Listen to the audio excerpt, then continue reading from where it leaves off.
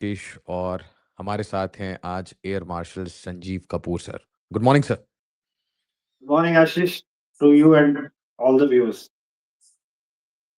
Sir Trump और उसके जो एडवाइजर्स हैं they are reacting very sharply और इंडिया ईयू के बीच में बड़ी शांति से बहुत सारा नॉइस चल रहा है अभी। यूजीसी और विवाद वगैरह चल रहे हैं बट इसके बीच में एक कहानी बिल्कुल दब सी गई। Mother of all deals, India Europe के बीच में जो ये ट्रेड अग्रीमेंट है it will be the biggest trade deal for India ever. आज तक की हिस्ट्री में सबसे बड़ा ट्रेड डील। क्या लॉन्ग टर्म और शॉर्ट टर्म पर्सपेक्टिव्स हैं इसमें और क्यों ये सर स्ट्रैटेजिक है? More than economics it is about strategic alignment. Yes sir. जब कुछ दिन पहले मैंने आपके साथ ये बताया था कि जो यूरोपियन यूनियन के कमीशन एंड उनके काउंसिल के चेयरमैन को या प्रेसिडेंट्स को यहाँ इनवाइट किया है as chief guest for Republic Day, it is with a purpose. जो बैकएंड है, मैं पहले भी आपके माध्यम से और फोरम्स में कह चुका हूँ कि diplomacy is like a duck.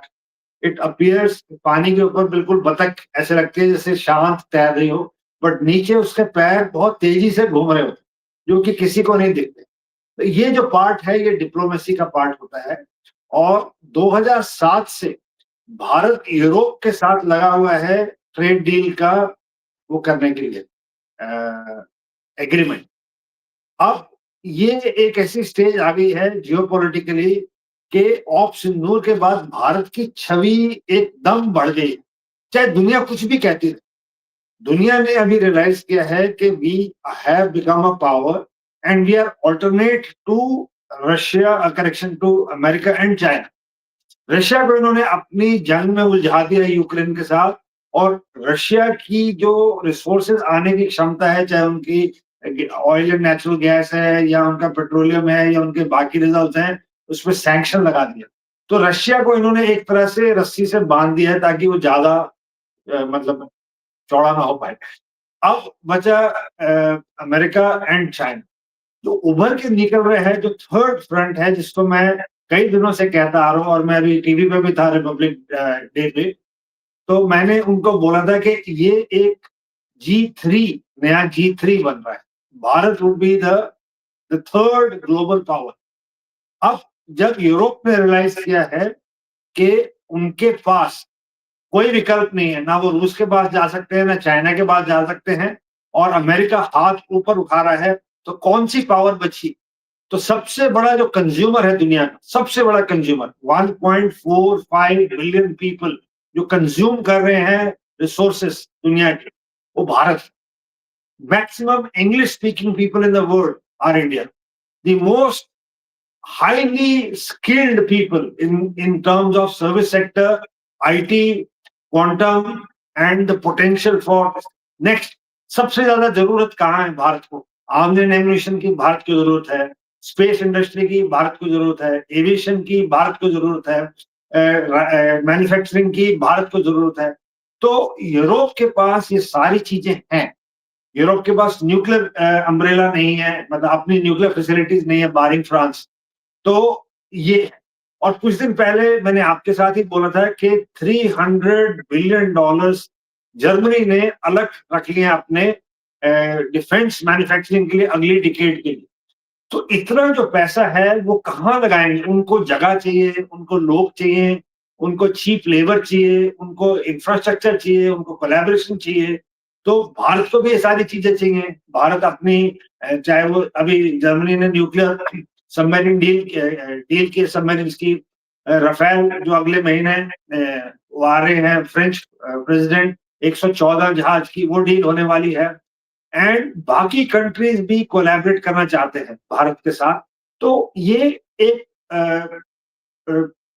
एक बैकग्राउंड बन गई थी मेरी समझ से ऑप सिंदूर के बाद। It was just a matter of time कि उस पर एक स्टैंप लगानी थी, और भारत ने इस गेम को बहुत पहले से समझ लिया है। और उन्होंने जो ईयू के प्रेसिडेंट है उनको इनवाइट किया है। और कल अगर आपके बाकी व्यूअर्स ने देखा हो टीवी पे, तो जो मिस्टर कॉस्टा है, जो ईयू काउंसिल के प्रेसिडेंट हैं, उन्होंने बात करते-करते अपनी पॉकेट से ओसीआई कार्ड निकाला। उनके फादर गोवा में रहते थे, वो पोर्चुगीज़ हैं। उन्होंने ये बोला कि मैं अपने भारत के जो रूट्स हैं, उनसे दूर नहीं जा सकता। तो ये एक कहीं न कहीं मेरी समझ से एक मैसेज है दुनिया को कि तुम ये जो सिविलाइज़ेशन है, इससे आप दूर नहीं रह सकते, किसी न किसी माध्यम से आपको इसके साथ कनेक्ट होना है। बाकी निटी-ग्रिटी ट्रेड डील की आज की पूरे अखबार के हेडलाइन्स में है, बट जो बैकग्राउंड में जो चल रहा है और जो आने वाला है, अनफोल्ड होने वाला है, वो ये है मेरी समझ से। सर, जनरली इतने बड़े अग्रीमेंट्स जो हैं वो आइसोलेशन में नहीं होते। मतलब आई फोरसी, मतलब this is my predictive analysis कि हम इसको स्ट्रेटेजिकली ले रहे हैं। यूरोपियन यूनियन भी इसे स्ट्रेटेजिकली ले रहा है। तो पहले तो free trade agreement, but eventually defence agreement, intelligence sharing agreement, and the core of the core agenda is कि किसी तरीके से we can get the cutting edge equipments with technology transfers. तो क्या इसमें ये लेयर भी है?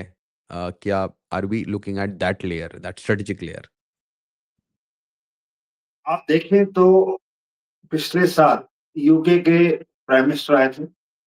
आप देखें तो प्रेसिडेंट पुतिन आए थे। आप देखें तो जर्मन चांसलर आए थे। अगले महीने फ्रेंच, और उसके कुछ हफ्ते में कैनेडियन प्राइम मिनिस्टर आ रहे हैं। इसके अलावा Denmark, Sweden, Germany, Poland, Czechoslovakia के डिफेंस एंड फॉरेन मिनिस्टर भी आगे जा चुके हैं। ये सब ऑफ सिंदूर के बाद क्या? तो इस वक्त भारत ने पहली बारी पीयर टू पीयर एग्रीमेंट किया। इट इज नॉट दैट के हम उनसे कुछ मांगने गए, वो सब चल के हमारे पास आए। तो डिप्लोमेसी में ये देखा जाता है कौन किसके पास जा रहा है। ये सब लोग चल के भारत के पास आ रहे हैं। कनाडा, जिसने अपने जस्टिन ट्रूडो के टाइम पे जो खालिस्तानी मूवमेंट थी उसको जो पेयर अप किया, जो भारत के खिलाफ उन्होंने अब जो माइक कार्नी है, उन्होंने देखा कि अमेरिका ट्रस्टवर्दी नहीं है। अमेरिका कभी भी किसी भी सिचुएशन में हाथ उठा सकता है, और वो ना रशिया के पास जा सकते हैं, ना चाइना के पास जा सकते हैं। कौन बचा? जो इमर्जिंग जी3 है, वही है जो सिविलाइजेशनली असूलों पे चलता है। तो ये बैक एंड पे जो इनके पास टेक्नोलॉजी, जैसा आपने बिल्कुल सही कहा, जो कटिंग एज टेक्नोलॉजी है, चाहे वो फ्रांस हो, चाहे वो इटली हो, चाहे वो स्पेन हो, चाहे वो जर्मनी हो, भारत ने अभी लास्ट ईयर वो बड़ोदरा में C295 का प्लांट लगाया। कासा जो एयरबस की कंपनी है स्पेनिश, उससे हमने एयरक्राफ्ट मैन्युफैक्चरिंग की पूरी नो हाउ ली है। 16 जहाज फ्लाई अवे कंडीशन में लिए हैं, 40 भारत में निर्मित हो रहे हैं। अभी जो मैं सुन रहा हूँ और जो मैंने देखा है और पढ़ा है, उसमें ये है कि भारत जो 114 जहाज लेगा, उसमें से सिर्फ चंद ही फ्लाई अवे कंडीशन में आएँगे, बाकी भारत में निर्मित होंगे।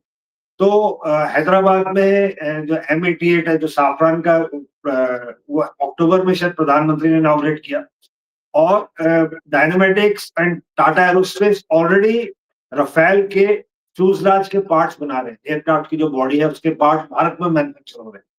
राफेल की जो रिक्वायरमेंट है, वो कम से कम नहीं तो 540 से ज्यादा जहाज़ों की ज़रूरत है इस वक़्त उनकी ऑर्डर बुक में। उनकी जो ऑर्गेनाइज़ेशन है, वो साल के 25 से 30 जहाज़ बना पा रहे हैं उनके मेन प्लांट में, और एक ऑक्सिलरी लगा रहे हैं। बट फिर भी 530 जहाज़ बनाने में उनको अपना सेटअप कहीं और लेके जाना पड़ेगा।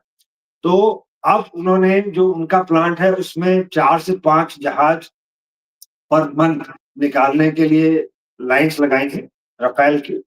बाकी जो मैं पढ़ रहा था, नागपुर के पास एक बहुत बड़ी ज़मीन ली जा रही है, जिस पे राफेल अपनी FAL बोलते हैं उसको, फाइनल असेंबली लाइन। तो फाइनल असेंबली लाइन भारत में सेट होगी।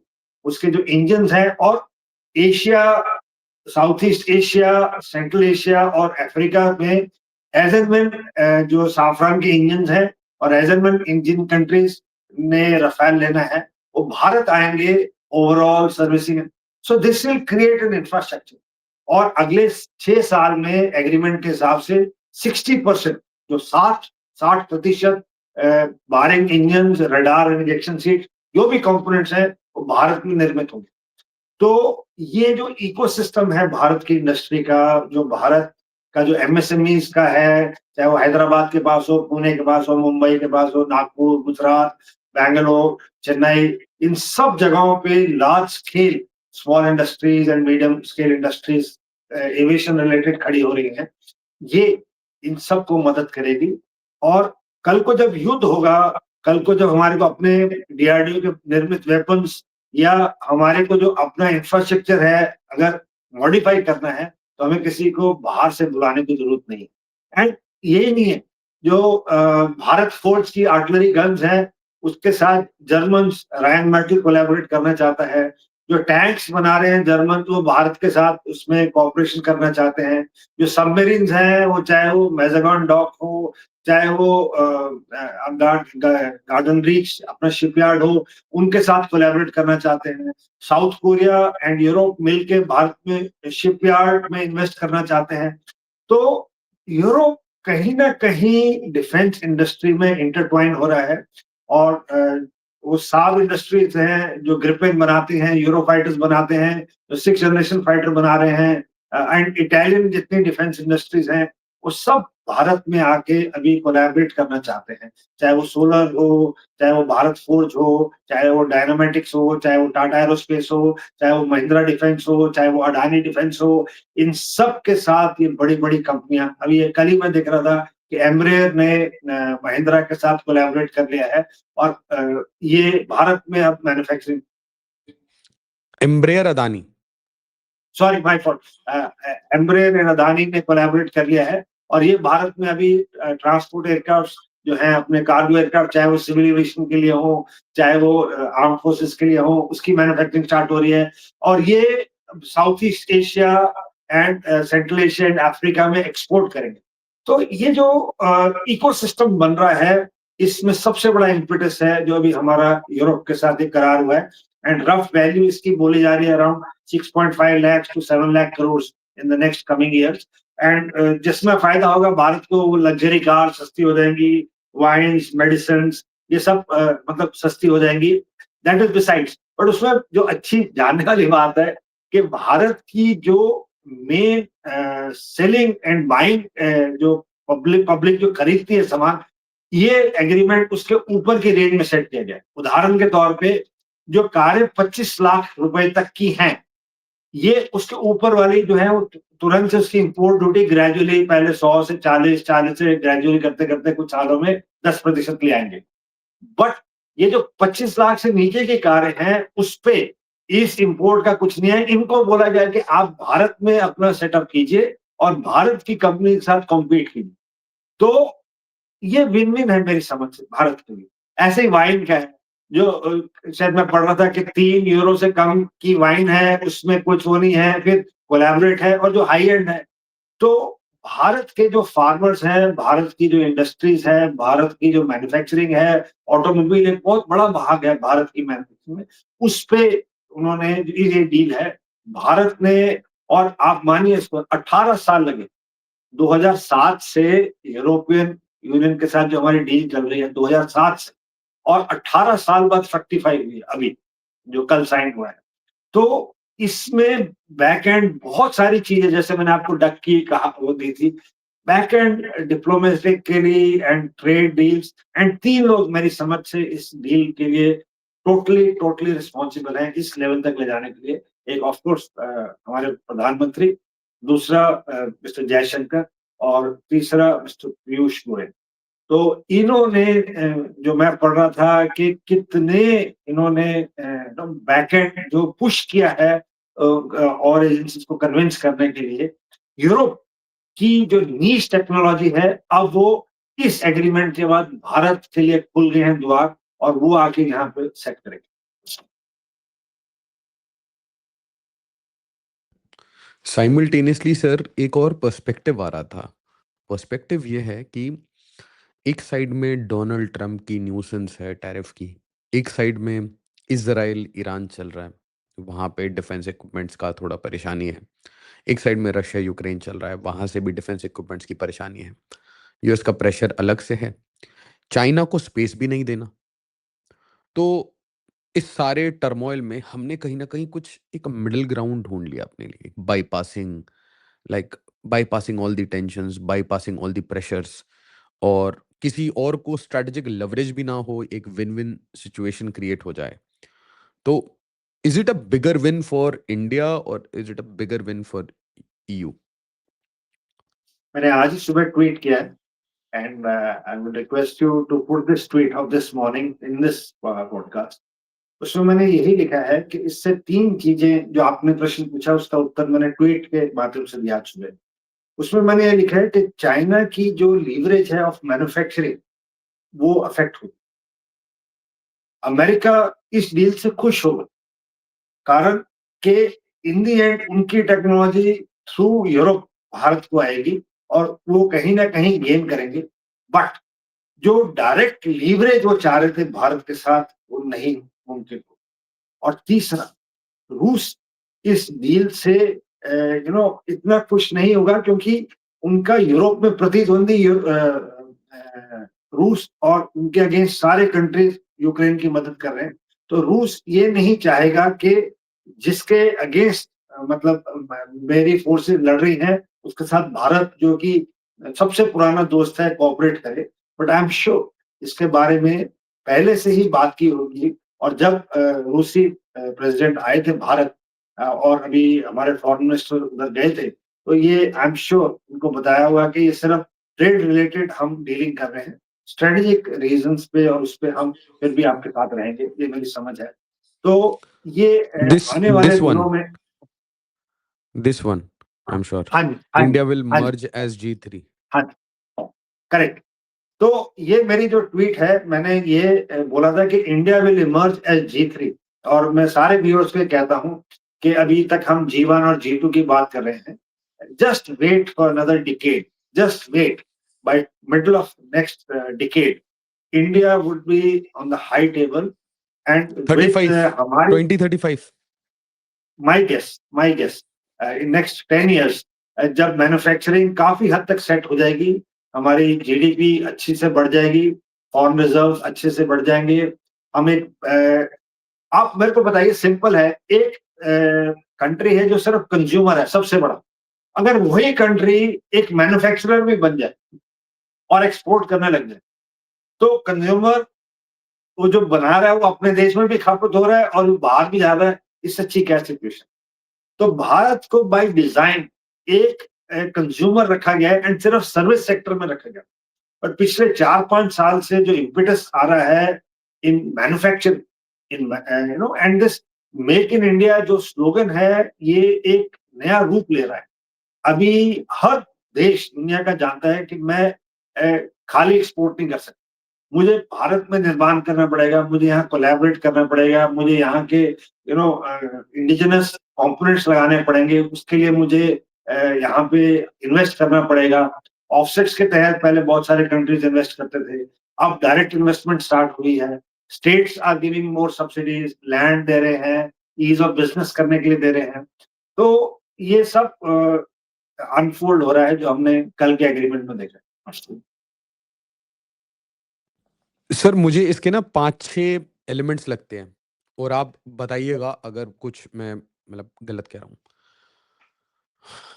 First is goods. गुड्स में यूरोप वाइन्स चाह रहा था, लग्जरी कार्स लाना चाह रहा था सस्ते प्राइसेस में। इंडिया को मार्केट एक्सेस चाहिए था। पीयूष गोयल साहब ने इसको रिपीट भी किया कि बांग्लादेश को बहुत अच्छा एक्सेस मिला हुआ था टेक्सटाइल में। Second aspect is services. Services में हमारी जो कंसल्टेंसी है, चाहे फाइनेंशियल कंसल्टेंसी है, चाहे आईटी है, चाहे सॉफ्टवेयर है, ये जो हमारा पूरा सर्विसेज है which is a dominant player, उसे एक्सेस चाहिए, यूरोपियन मार्केट एक्सेस चाहिए, बड़े प्रोजेक्ट्स चाहिए, probably government to government projects चाहिए, प्रोबेबली वो जो एसेंशियली गवर्नमेंट फंडेड प्रोजेक्ट्स होते हैं वो चाहिए। तीसरा जो हमारे लिए बहुत इंपॉर्टेंट है कि एफडीआई एफआईआई वो ड्राई अप हो रहा है। Lately it is drying up, a lot of funds they are pulling out money, specially Biden के एडमिनिस्ट्रेशन से ये देखा जा रहा है, second part of Biden administration, कि FDI is not picking up और FII they are pulling out money from the markets. तो कहीं ना कहीं एक अगर इन्वेस्टर प्रोटेक्शन मिले, फंड प्रोटेक्शन मिले, तो they can pump in Euros, like trillions of Euros into Indian market. और ये आर्गुमेंट हम मिडिल ईस्ट के साथ भी लगाते हैं when we are talking to Qatar और सऊदी अरेबिया और यूएई की invest in India. So invest in India in terms of FDI, in terms of markets, as well as big projects. ये तीन चीज। चौथी इज दैट H1B के restriction लगने के बाद द ट्रम्प टेंट्रम्स एक साइड में इंडियंस के ऊपर भी लग रहे हैं। बहुत सारे बच्चे जो मिडिल क्लास के हैं, एस्पिरेशनल फैमिली से आते हैं, फैमिलीज वांट कि 3-4 साल या 5-6 साल वो बाहर काम करके, विदेश में काम करके, they get good amount of money, they send money and they can come back with the money, with the talent, and they can build some startups। तो मुझे लगता है इसका जो बहुत इंपॉर्टेंट एस्पेक्ट है is the mobility of talented youth. But इसके साथ साथ sir, Europe also needs blue collar jobs, जो कि ये टिपिकली सीरिया से और यहाँ से ले जा रहे थे। Germany use to import a lot of labour from conflict regions, तो they also want blue collared skilled jobs. और जो इसका फिफ्थ लेयर मुझे समझ आ रहा था वो ये था कि this is more to do with China को, अमेरिका को, सबको बाईपास करके।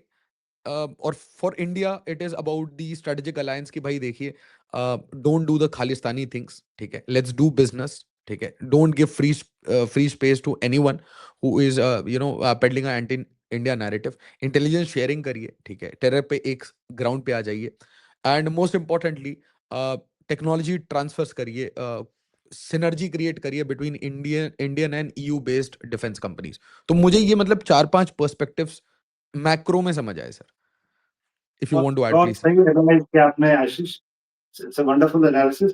अभी 27 देश हैं ईयू में, तो भारत की मार्केट इस 27 देशों में एक दरवाजा खोलने से, it is like to open the किले का दरवाजा, उसके अंदर 27 और दरवाजे हैं, वो भी आपके लिए खुल गए।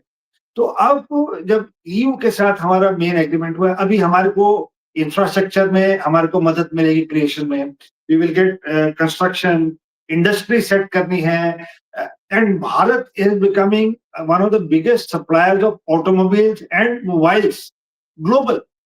तो ये दो हैं। इसके अलावा अभी डिफेंस इंडस्ट्री आ रही है। एंड जो मैं पढ़ रहा था कि आईटी के जो हब्स हैं, चाहे वो पूना में हो, चाहे वो हैदराबाद में हो, चाहे वो बैंगलोर में हो, चाहे वो चेन्नई के पास में हो, इन एजेंसीज में यूरोप अपना जो सर्विस सेक्टर है वो, क्योंकि जो बंदा वहां पे हायर होता है और जो बंदा यहाँ पे हायर होता है वो लेस देन 1/4 उनको कॉस्ट करता है। So because of this agreement, they would like to outsource lot of their work to Indian IT industries के बैक एंड जो ऑफिस चलाते हैं। तो ये द्वार खुल रहे हैं, और इससे अदर देन रेवेन्यू, जो टेक्नोलॉजी और जो स्किल मिलेगी, और आपने सही बोला जो ब्लू कॉलर जॉब है, आप कोई देख सकते, चाहे इसराइल देख लीजिए, चाहे रशिया देख लीजिए, चाहे यूरोप देख लीजिए, चाहे साउथ अमेरिका देख लीजिए, इन सबको एंड सेंट्रल एशिया, उन सबको इंडिया से स्किल्ड मैन पावर चाहिए। UAE and gulf countries already Indian skilled labour पे चल रही है, ब्लू कॉलर, चाहे वो कंस्ट्रक्शन हो, चाहे वो रिहैबिलिटेशन हो, चाहे कोई भी काम हो जहाँ पे फिजिकली स्किल्ड लेबर चाहिए, वो इन मिडिल ईस्ट में large extent is from our country. तो ये जो वर्कफोर्स है इनको परमिट मिलेगा। एंड मैं उसी दिन कुछ दिन पहले एनआरआई समिट में चीफ गेस्ट था स्टेट बैंक ऑफ इंडिया में, एंड आई बिगेन सेइंग, भगवान राम का एक श्लोक है जो उन्होंने लंका जीतने के बाद जब विभीषण ने उनसे कहा कि आप लंका में रहिए, स्वर्ण नगरी, आप यहीं पे राज कीजिए, सब कुछ है यहाँ पे, अब आप जीत गए हैं तो आप यहीं रहिए। तो भगवान राम ने उन्होंने बोला कि जननी और जनन भूमि अगर इंसान को मिल जाए तो वो स्वर्ग से भी ऊपर है। तो मैं अपने अयोध्या वापस जाना चाहूंगा। तो जन्नी जो जन जन्म, भूमिश्च स्वर्गात अपि अपि गरीयसे।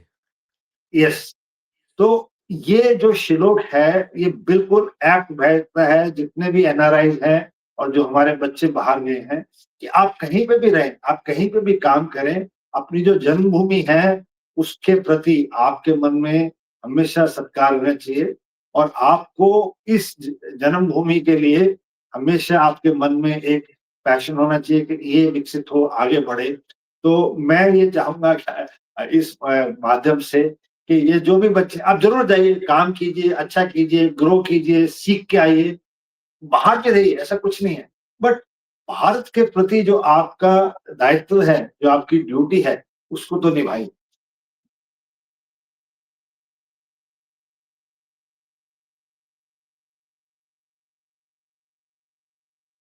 ये टॉपिक सर बीच में रह एक गया। ना मैं इमेज शेयर करूँगा। सॉरी, अ, सॉरी एक मैं कहना भूल गया 3.2 crore people of Indian origin live abroad और वो 11.5 करोड़ 11.5 लाख करोड़ एनुअली रेमिटेंस भेजते हैं भारत को, which is a huge source हमारे इंपोर्ट्स के लिए। तो ये जो लोग जाएंगे, आपके जो टॉपिक में बात कर रहा था, किसी भी जॉब के लिए बाहर, ये जो रेमिटेंसेस आएंगे ये भारत के लिए फॉरेन एक्सचेंज में एक प्लस।